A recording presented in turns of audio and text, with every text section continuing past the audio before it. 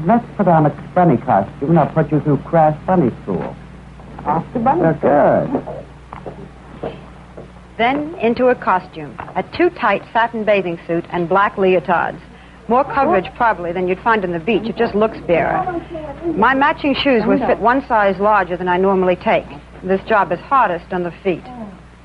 Standard equipment is the bunny cottontail. And with it comes a small flashlight and a pen hooked to the costume for future order taking.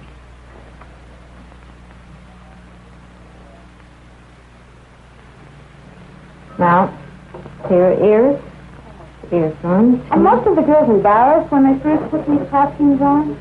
Not hardly. I'd say about 1 out of 143 might be embarrassed. Later memorizing the rules in the bunny manual, which is 35 pages long, and tells you how to arrange your serving tray, the different glasses and garnishes for the different beverages.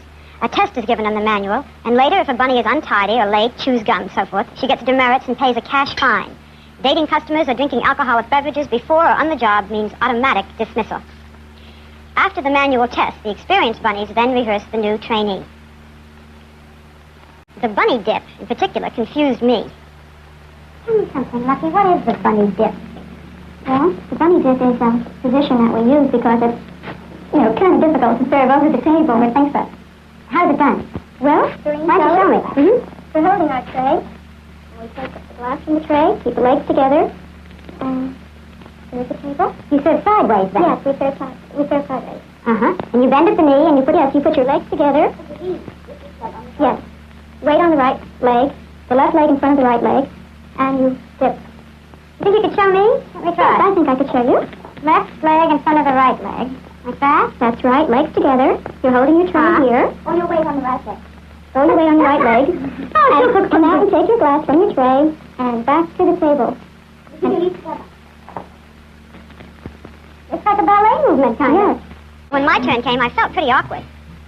But at least I didn't spill anything on the customers. I had passed. Later, when I left the club, the doorman asked if I wasn't taking off early. Well, I replied very grandly, after all, I'm not a bunny. I'm a reporter for the National Broadcasting Company. Gee, he said, you could have fooled me. And you know something, Q? I must admit that secretly I think I was kind of pleased. And that's it. That's bunny school.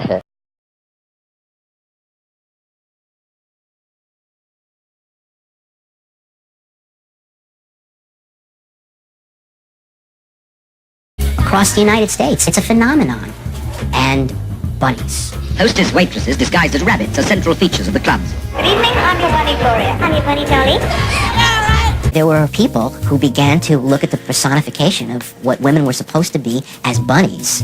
Bunnies are forbidden to wear jewelry, pale lipstick, or gold or green nail varnish. The provocative cottontail must be clean and sprightly. Bunnies must dress identically, yet retain their individual personalities, which are allowed to find expression in their faces. There was a young woman who was a journalist in New York, and she went to expose what it was like to work at a Playboy Club. I was writing for a magazine called Show, and I ended up going to what I thought would be just the auditions with my phony name, and I was too old already to be a bunny. But they were so desperate for people that they hired me. I remember the woman who interviewed me, the bunny mother. I had made up a phony background, that I'd been a secretary and it didn't pay and it was boring. Probably what Hefner was the most angry about was that I disclosed that it wasn't glamorous.